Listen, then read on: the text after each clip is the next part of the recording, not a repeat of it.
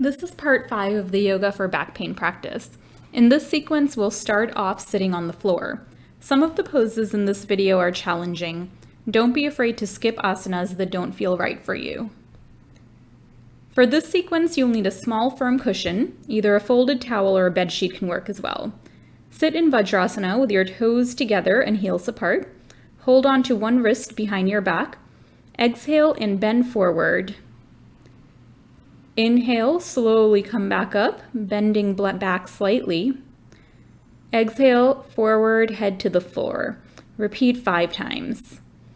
If your belly is getting in the way, try spreading your knees wide apart and placing the cushion in front of you so you have a place to rest your head. Repeat 5 times, inhaling as you come up, exhaling as you go down.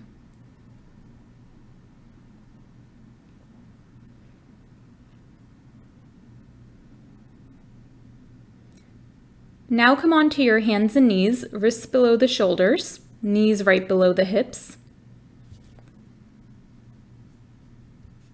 Inhale and arch your back, lowering your belly, looking up at the ceiling. Exhale, round your back, draw your navel up to your spine, chin to the chest. Repeat 5 times, inhaling as you arch and look up, exhaling as you round and look down. This is cat-cow breathing. In Sanskrit, it's called Marjarya Asana and Bittilasana.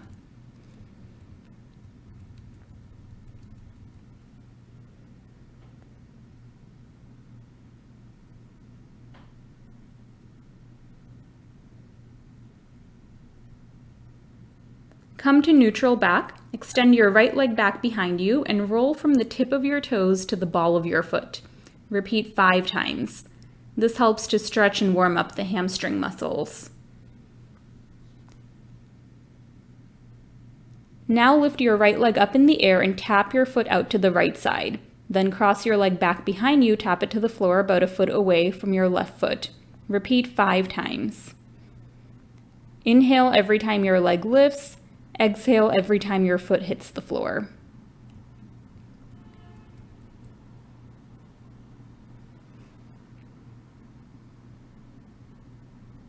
Extend your right leg straight out to the right, come up on your left knee, and bend sideways, reaching toward your right toes with your right fingers. This is Parighasana, the gate pose. Hold for 5 breaths.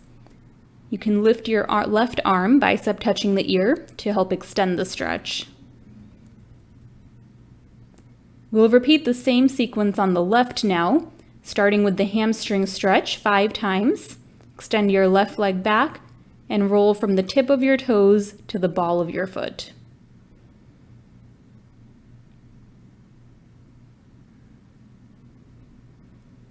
Now lift your leg up in the air and tap your foot out to the left side, then cross it over and tap it out to the right. Look at your foot every time it touches the floor. It should feel like you're opening up the hips with every movement.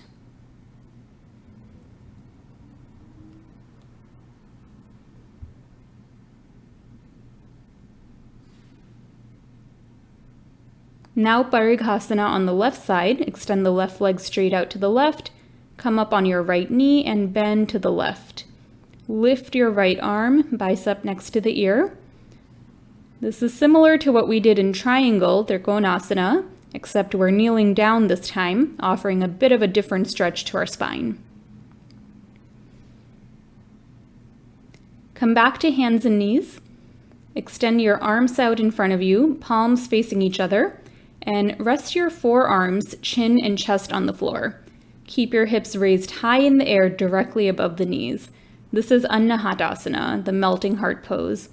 It's good preparation for Adho Mukha Svanasana, downward facing dog, which we'll do next.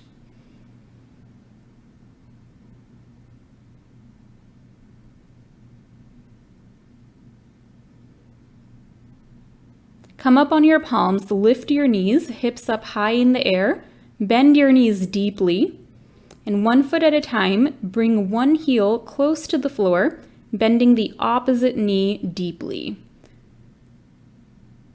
Alternate from one heel touching the floor to the other.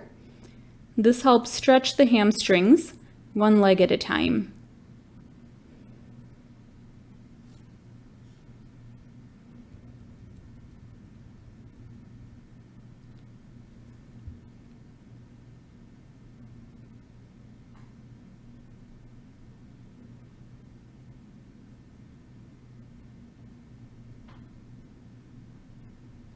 Now draw both heels to the floor just for one breath and bring your right foot forward.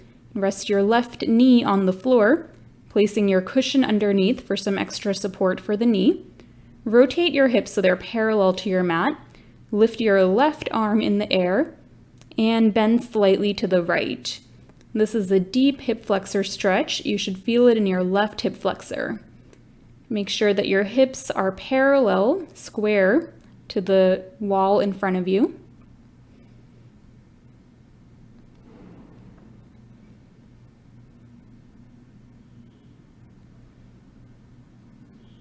Remove the cushion and bring your right foot forward, coming into a low lunge. Hands next to the right foot. Keep your chest lifted. Try not to collapse your chest. You may find it helpful to come up on the fingertips and look up slightly. It's okay if your palms don't completely touch the floor, as long as you don't collapse your chest. This is Ashvasanchalanasana, the horse riding pose. Either stay here, or if you're feeling flexible today, inch your right foot to the left side and drop your right knee to the floor, coming into pigeon pose, Ekapada Rajakapotasana. Either stay here or extend your arms forward and fold over your right leg, head to the floor. This is another deep hip flexor stretch.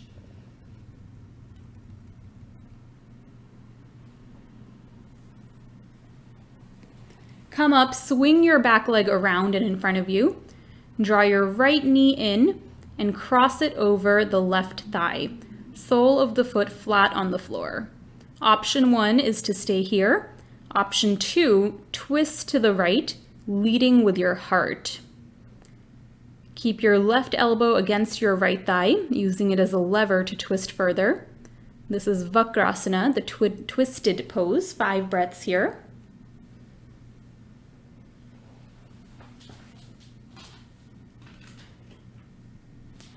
Come up on your knees.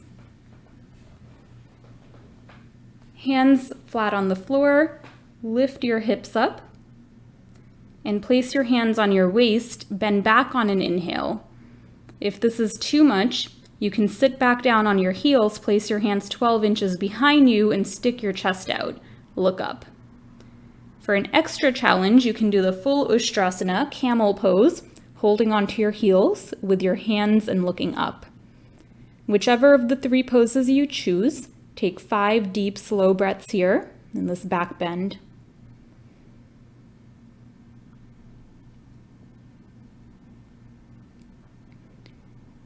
Now find your way back to Adho Mukha Svanasana, downward facing dog.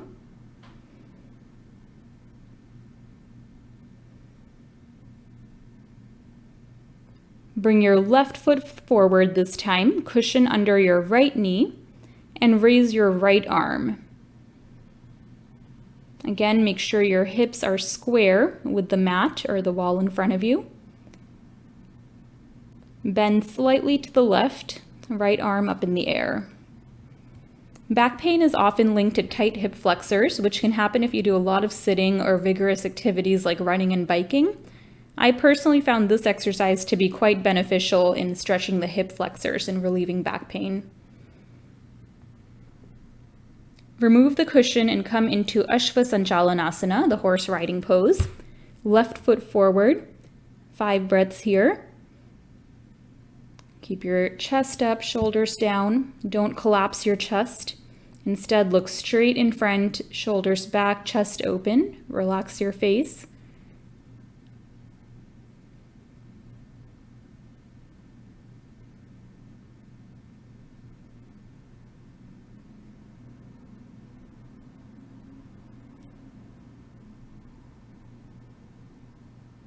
Now start to inch your left foot to the right side. Slide your left knee on the floor and come into pigeon, Ekapada Rajakapotasana. There's an option here to place your cushion underneath your thigh if your right thigh doesn't quite reach the floor. You can either stay here or bend forward, bringing the head and arms to the floor. Rest here for 5 breaths.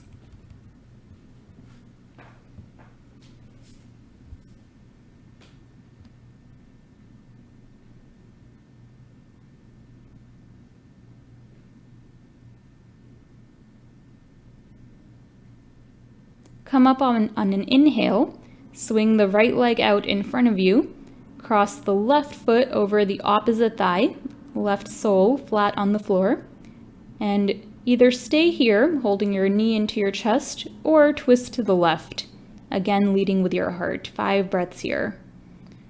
Relax your face, unclench your jaw, and breathe in a slow, relaxed way.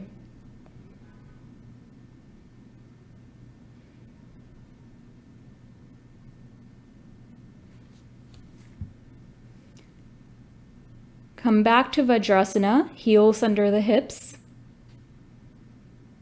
Spread your knees wide apart, toes together, and on an exhale, bend forward into Balasana, child's pose, arms extended out in front of you. Release any tension from your jaw, your face, your shoulders, and your back. Rest here for 1 or 2 minutes.